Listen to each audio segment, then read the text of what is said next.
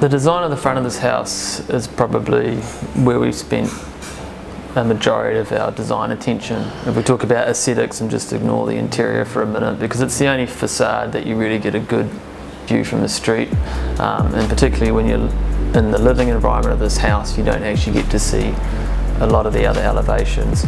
So that presented its own challenges, because this is one of the busiest roads in Mount Maunganui.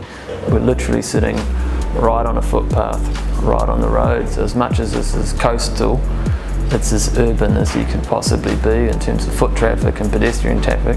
So how to open yourself up and be part of that beach and have that view, but also create private and intimate spaces, and particularly for the bedroom off the front corner. You know, that was a key design decision. We want to put their master retreat right out there because the view's amazing, but it needs to be one way. We only want to interact with the users outward. We don't want people to see into that space.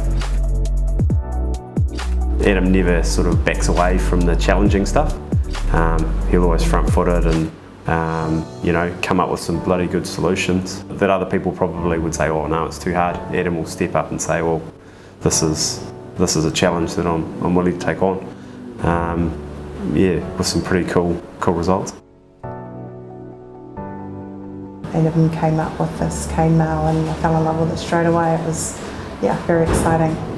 For me, just coming in every day, you know, coming into the driveway and seeing that that mesh there, it just excites me. I love it. I just, like I said before, I just love sort of being different to everybody else, and yeah, just having that kind of X factor. So definitely the cane mail.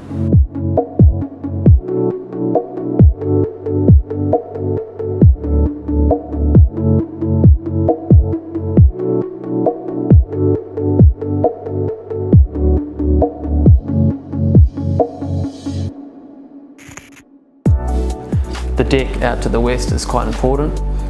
Again, it lets a lot of afternoon light into the space because we did want to block off the neighbour and that pure westerly, but it also allows, you know, good cross ventilation. So there's some passive design principles starting to be run through the house, and obviously the stairwell acting as an atrium. That's a big part of the design in terms of having a link to the downstairs living space, and also again three-dimensional space in terms of how to see and communicate with people.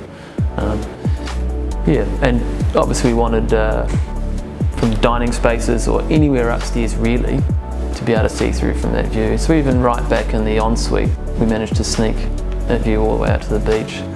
So at a very blue sky level, but being able to bookend each side and obviously cantilever the roof out on top of it and really demarcate the table, it has a sense of intimacy out there, and again that just feels like you're shrouded from the public versus being right out there on that footpath. I'd have to say this area here, you know, my outside kitchen and things like that. I don't cook a lot, Millie does, but you know, on a Saturday morning we wake up and we do bacon and eggs and have a coffee in such a special environment. It's just something that it's quite special, I say. It's watch good. The surfers and yeah, bacon, eggs and a coffee on the deck.